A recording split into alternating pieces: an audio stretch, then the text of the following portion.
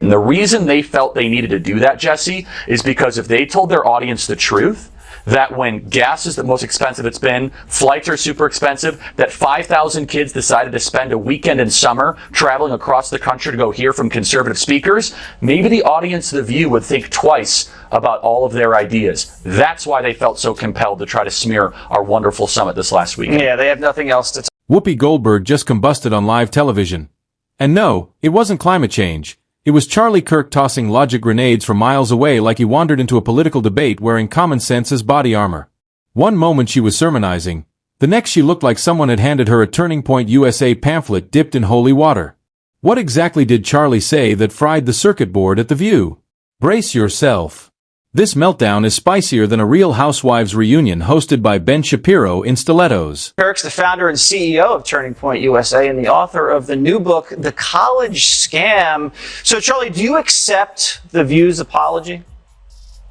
I mean, regardless of whether or not I accept it, the question is, do our students accept it? That's really what's at heart here. They went after our 5,000 students at our event there of high school and college kids. And look, I get attacked all the time. People say false things. I'm a public figure. But when you go after 16 and 17-year-olds that travel from across the country that then have to live for the rest of their life with a shadow over them because someone at ABC says that they might be linked to neo-Nazis. There she was again.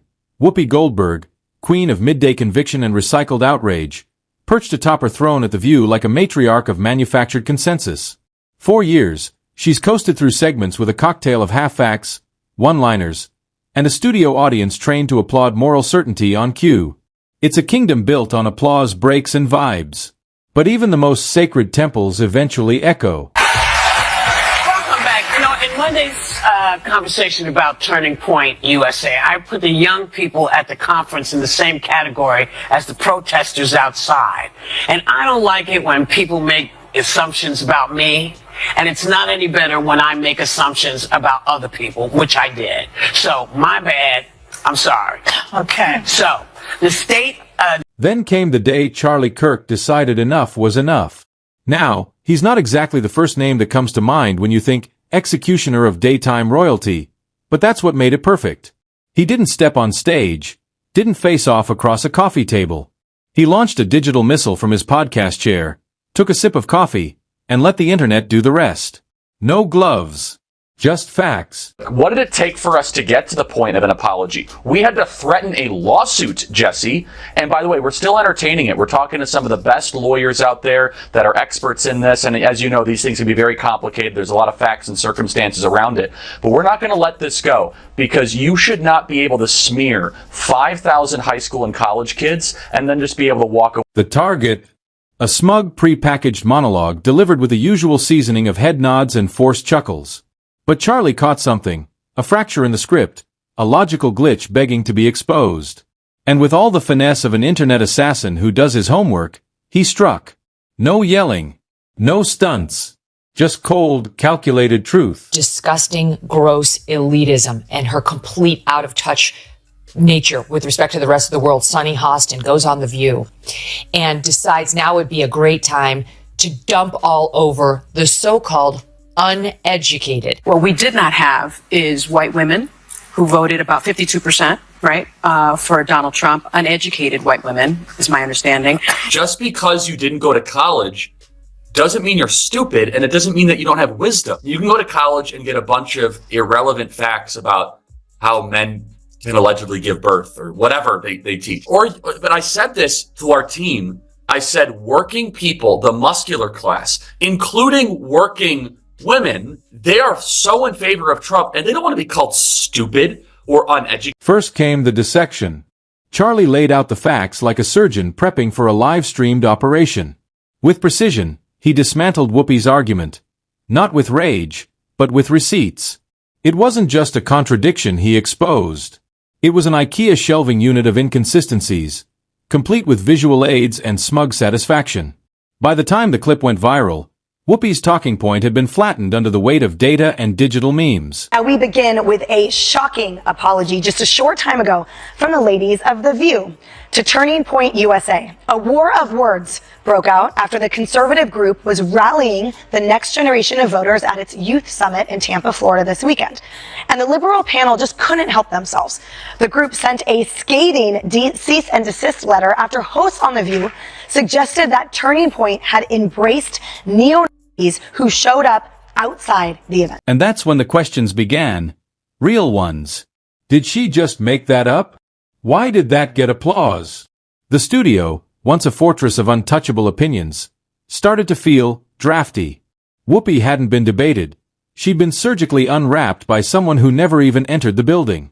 The studio lights still burned, but the aura was flickering. The fire was dimmer. The certainty cracked. You let them in and you knew what they were. Right. So you are complicit. I want to make a quick clarification about the neo-Nazi Turning Point event. They were outside protesters. My point was more metaphorical, that you embraced them at your thing, I felt. Well, fast forward to this morning, the host apologized before quickly cutting to commercial. And the wild part? Charlie never raised his voice. It wasn't a shout fest. It was a passive dismantling, like watching a cat knock a wine glass off the counter without breaking eye contact. The internet smelled blood. Clips multiplied. People started noticing patterns. Whoopi didn't crumble. That would have been easier to watch. No, she carried on. Same voice, same chair. But now her thunder hit like a rehearsal, not a revelation. John, something that struck me in the cease and desist letter was the sentence that specifically the View host insidiously and cavalierly stated that TPUSA let the neo into its event, metaphorically embraced them, and it went on.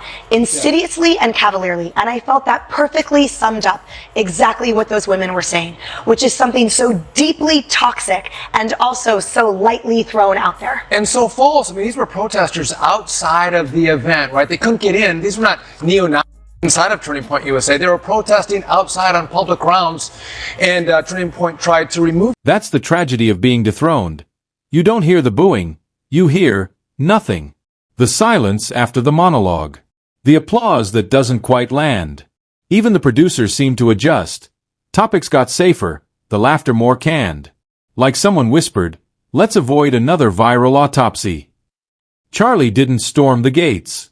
He just cut the oxygen. I don't want to say too much, but we're going to have a lot of fun at the Department of Education. We're going to have a lot of fun.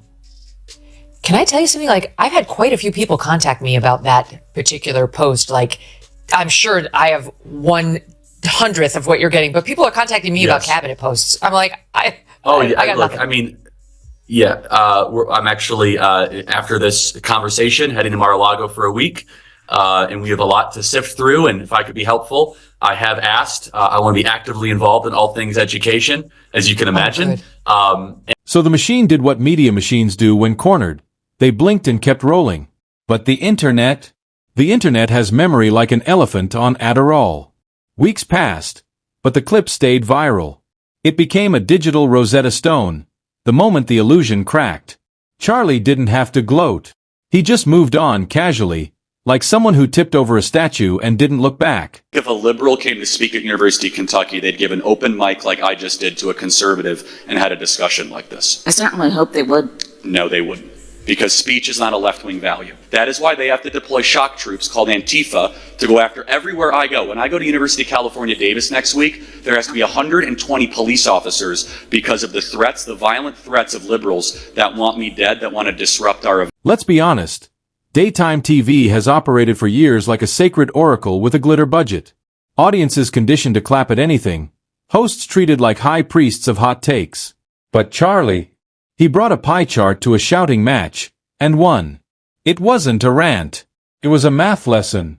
A quiet moment where the polished production got audited by a hoodie-wearing guy with Wi-Fi. And for the first time, Whoopi looked less like an oracle and more like someone caught rehearsing lines after the curtain had already lifted.